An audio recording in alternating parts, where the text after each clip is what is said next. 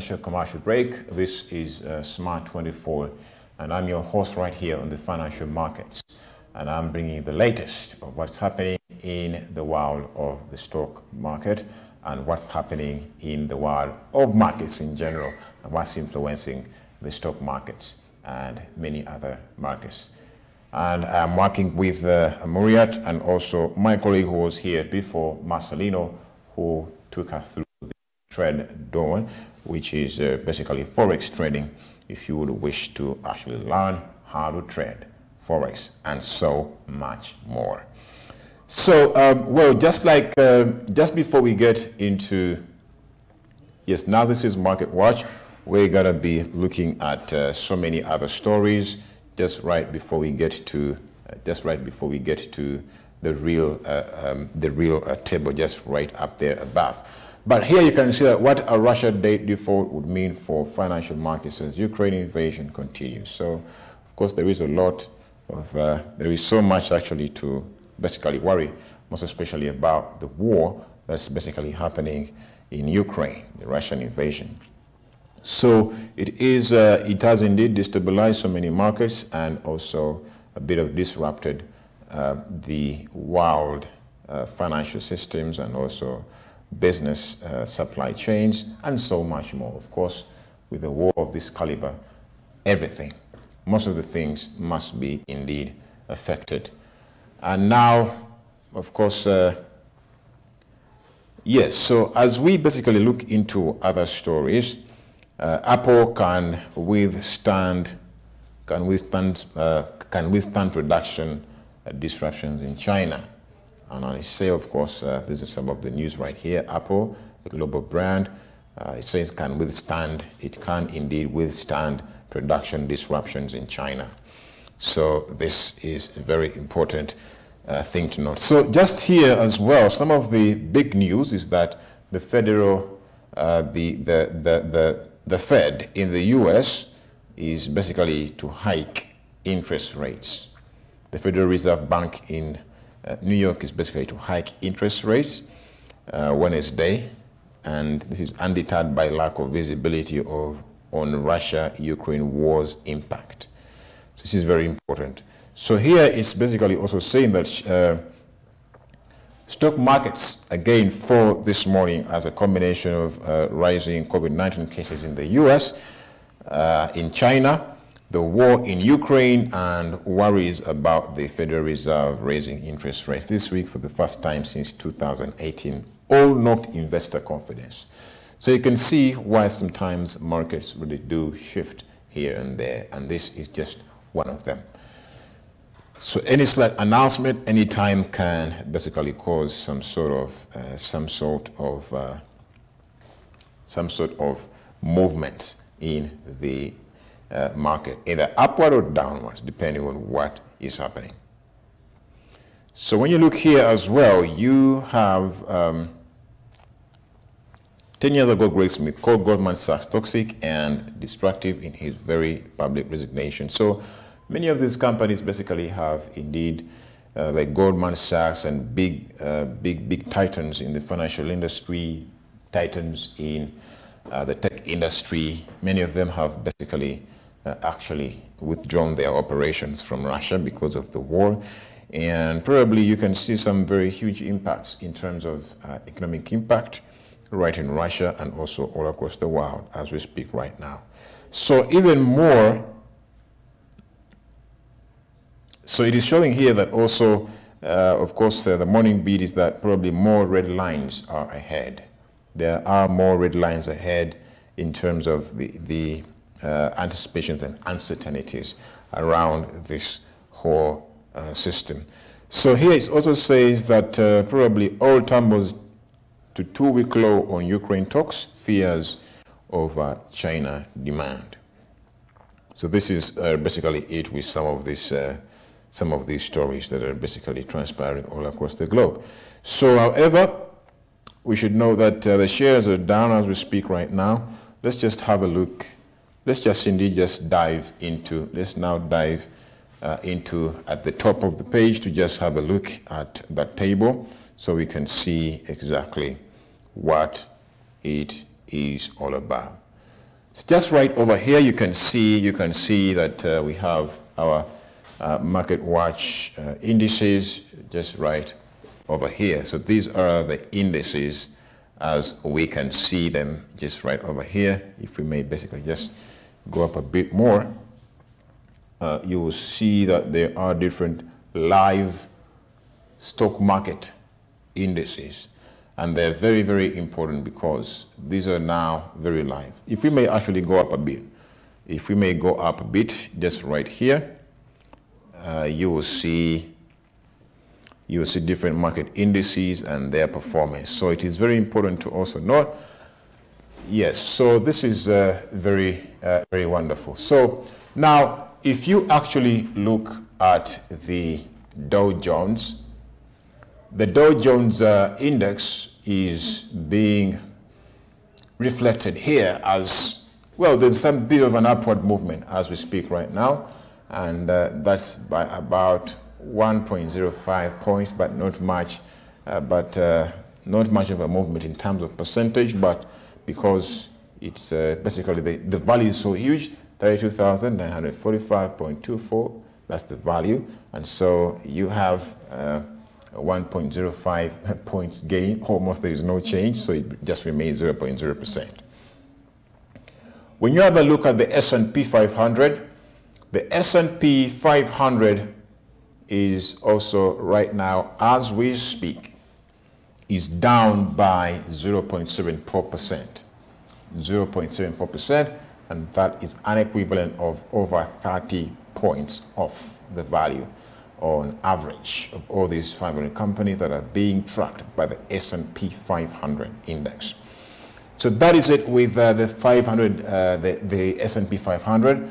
And so whereas the Dow Jones is the only gainer, all the rest are losers, including the S&P 500, the NASDAQ, and the global Dow. So this is also due to anticipations that probably the interest rates are going to be raised tomorrow.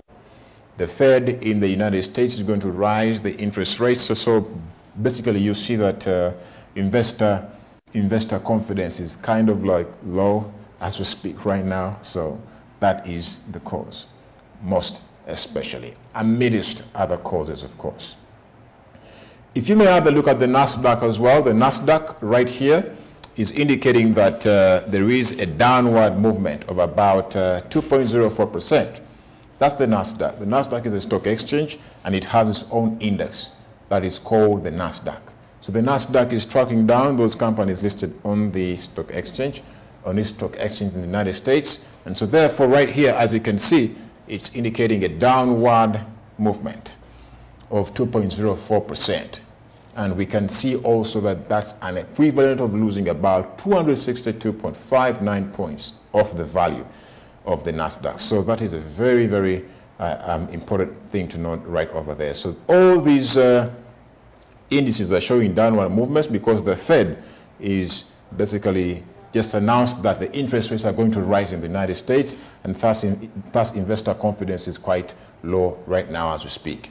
So the global Dow is also indicating a downward movement, a loss of about 0.91%, and that is an equivalent of losing about 35.3, just around that figure, because these are real-time numbers, so they're changing all the time, and so just around that range, 35 points off the value of the global Dow right now as we speak. If we may turn to the commodities like gold and oil, you can see right over here that gold is down by 1.44, 1.45, just about that figure, but it is down by 1.4 on average, and also that indicates that it is down by 28 points around that, and thus its price is 1,932.60. And just recall that the price of gold has also kind of moved in the past 2 weeks. We saw in the beginning of 2 weeks ago, or probably of the month, we had the price of gold at about 1,500, and it skyrocketed because of the different market forces of demand and supply, including many events all across the world happening, like the Russia-Ukraine war. So that caused the gold to rise up to 2,000, and now it's a bit down up to about 1,900. So that is very important to note that now gold is now down a bit by 1.39, 1.4% as we speak. Oil the same story. Oil is the same story right here. Oil is also a bit down by 5.17%, and thus a 5.30 loss in the price. Well, oil had reached at some point, about a week ago and a half, it had reached about $130 per barrel, but now here it is at 97.71%. So it's been a cycle, it's been a process of going through a lot of price fluctuations in the past few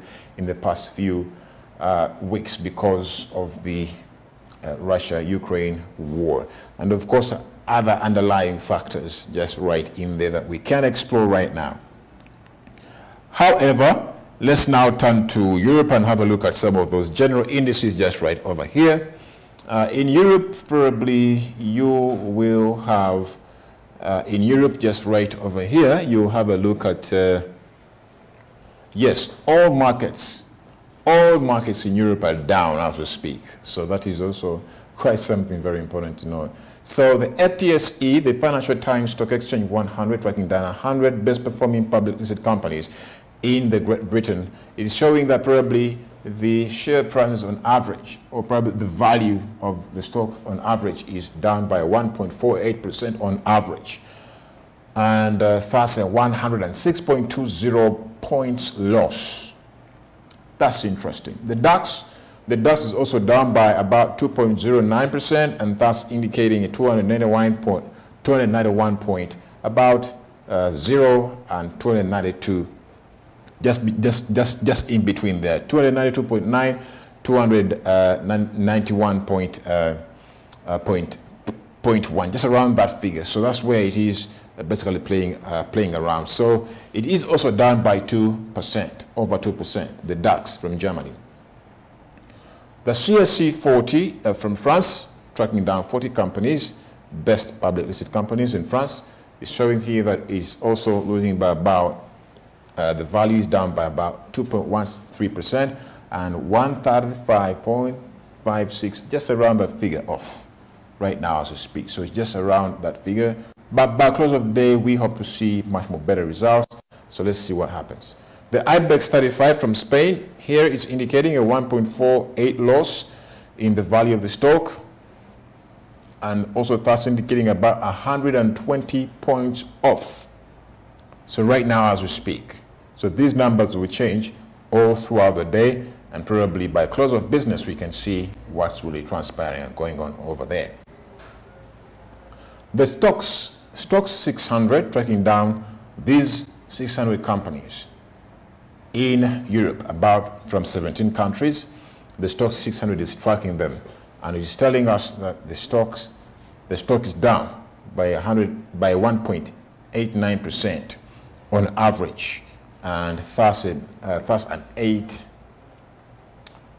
points loss of the value of the stock in the stocks 600. So it is very important to note in Europe, nothing much is basically happening over there, and you can see that the share prices of so many of these, on average of so many of these companies and markets are down. None of them is on an upward trend. If we may now turn to Asia, Asia is also changing all the time, just Asia as well. Yes, the Asia Dow just right there is also showing that the value of the stock is down by 1.42%, and thus a 47 around there, a 47 points loss, just around that figure. So the Asia Dow is also a part of the Dow Jones index. The Nikkei 225 is also a very important index, and it is tracking down to 225 public listed companies in Japan, and it's indicating here that the value of the stock is up by 0.15%, and that is a 38.63 points added to the value of the stock right there. So, but it's changing any time, so you just never know. It can even basically go into the into the losing side because it's just so close to zero. So if you have a look at the Hang Seng as well from Hong Kong, tracking down those companies listed in Hong Kong, and you can see there that the value of the stock is down by 5.7% on average, and thus indicating a 1,116.58 points loss of the value of the stock, like on average. That's on average from Hong Kong. So Shanghai as well. Shanghai, you have this. It's indicating here that the stock value is down by 4.95%, and that is a 159.57 points loss on the stock, the value of the stock in general, or probably on average. So the Sensex is also from India, and it's indicating here that the value of the stock is down by 1.22%, thus down by 691, just around that figure, 691 points off the value of the stock. When you now turn to Singapore, the story is just a little bit different. The stock is down by 0.12% on average, and also is up by 0.12% actually, and that also being a 4 points gain.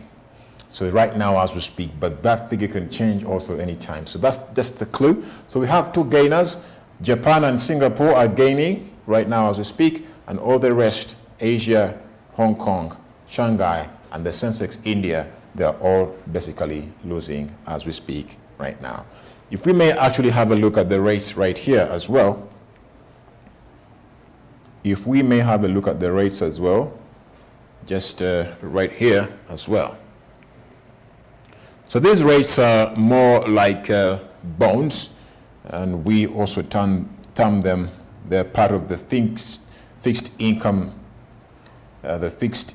assets, and bonds are part of them. So bonds and other debt securities and also other debt instruments are basically are always having something to do with fixed income. So the bonds right here on the rates, if we may go on the rates right here, yes, if you may have a look at the US 10-year bond, it's right now down by 0.0337 points as we speak right now, and its value is 2.110 right now. So the Germany 10-year bond is also down by 0.014, it's around that. And so the Italy bond 10-year is also down by 0.0241 as we speak right now, giving it a 1.947 value, local currency, of course. So Spain 10-year bond is down by 0.015, and thus giving a value of about 1.337. So the UK 10-year bond is down by 0.005, and thus giving a value of about 1.591, probably pounds. So that's it with the bonds, and we can see here that all the bonds except Japan, all of them are down, and Japan's bond is up by 0.0154 points, and thus giving it a 0.211 points as well. That's local currency anyway. So it's only Japan, Japan's 10-year bond, which is a bit on an upward trend, and all the others, including US, Germany, Italy, Spain, and the UK, all their bonds are basically showing a downward trend. If we may have a look at the futures as well, finally, we may have a look at the futures. We can have a look at the futures right here as well. Yes, so now that is the futures, and probably also today, it's very much interesting that probably sometimes you have the futures gaining, and now some futures gaining and some, even if all the stocks are basically losing, but futures are more like contracts. So futures are, per se, are contracts between the buyer and seller to basically transact a certain security or probably a stock or commodity. at a given price at a given time, and thus offsetting all risks that may occur in the process. And thus today we can see that the Dow Jones Industrial Average Future is showing that probably you have a downward trend, that it is basically losing by 0.34% around there, and thus 112 points off. That's the Dow Jones Industrial Average Future, showing a downward trend. The S&P future, the S&P 500 future, is showing that also it is down by 0.23%, and thus a 9.75 points loss. Now also giving it a value of 4,154.5. So that is the S&P future. So it's down by 0.2% as well. The NASDAQ is also down by 0.07%. The NASDAQ future is down by 0.07%, thus a 9.5 loss, points loss. And if you turn to commodity futures, for example, gold, silver, and crude oil, they are also on a downward trend. And if you may have a look at gold, it's also down by 1.500%, and thus giving it that equivalent to losing about 29.80 points of the value of gold. And the value of silver as well is down by 1.53%, and thus means that it also is down by 0.388 points. Crude oil is also down right now as we speak by 6.09. So these are all futures. The gold future actually is down by 1.5%. The silver future is also down by 1.53%. The crude oil future is now down by 6.06, around that percent, and thus giving it a price of 96.77. So that is crude oil for you. So that is a bit of what's happening in the world of the stock market. Remember, this is where we give you the best of business broadcasting, and we are always delighted to have you watching Smart 24. It's all about driving business, and we shall continue to do all the groundwork for you so you can make the best of financial, investment, and business decisions. And this is where we give you the best and the best of business information. So see you tomorrow, same time. Julius and Subuga, and I wish you a lovely the rest of the day.